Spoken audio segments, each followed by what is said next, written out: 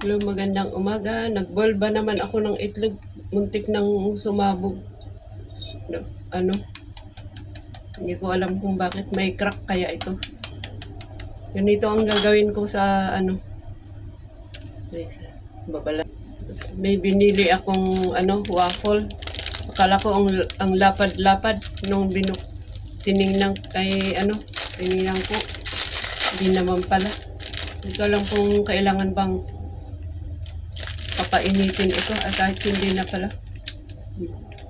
Dahil maliit itong pandesal, kulang ito sa akin, so kailangan ko pa ng isa. Tapos isang itlog. Tapos ito, pipino para panghalo sa tiyan. Pwede namang ipalaman dito. Pwedeng kainin pa isa-isa. Pwedeng ipalaman. Pero ngayon, hindi ko ipapalaman. Kainin kong separate para minsan maganda yung ganun.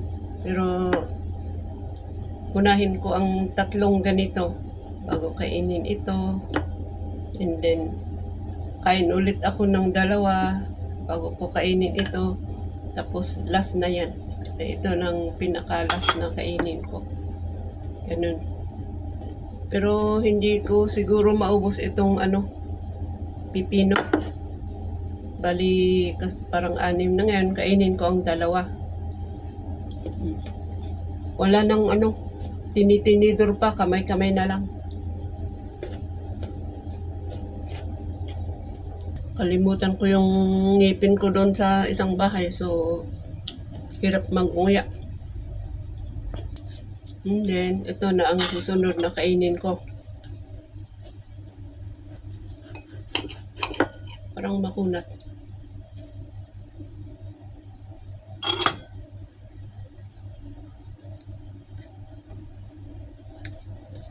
Hindi ko alam kung pandesal ito. Basta ganyan. Wala man palaman sa loob.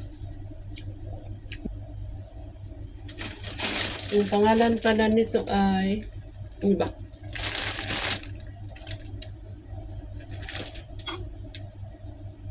Butter roll. Yun lang. Butter roll.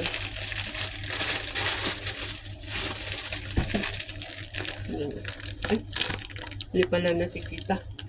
Basta butter roll. Butter roll. Sa lugar na maraming tanim na ganito, kumain tayo ng ganito kasi masarap ito. Maganda rin sa katawan.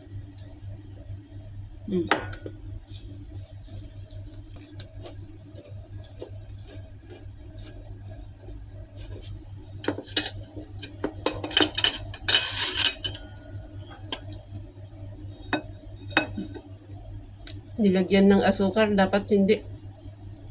Mas masarap yung yung waffle sa niluluto sa tabi-tabi.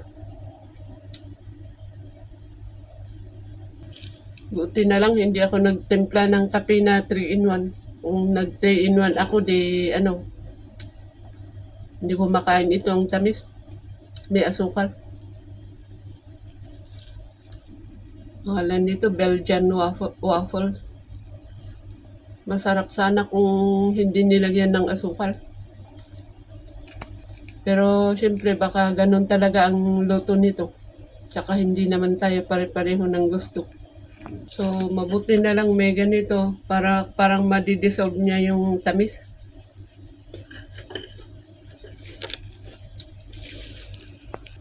Ito namang itlog. Dami naman yung tubig na bakit parang may sunog sa loob ng itlog. Ewan ko ba. Natin. Oh.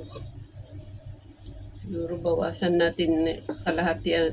Siguro kalahati lang kainin natin dyan. Ngayon lang ako nag-video ng mahaba-habang kumakain.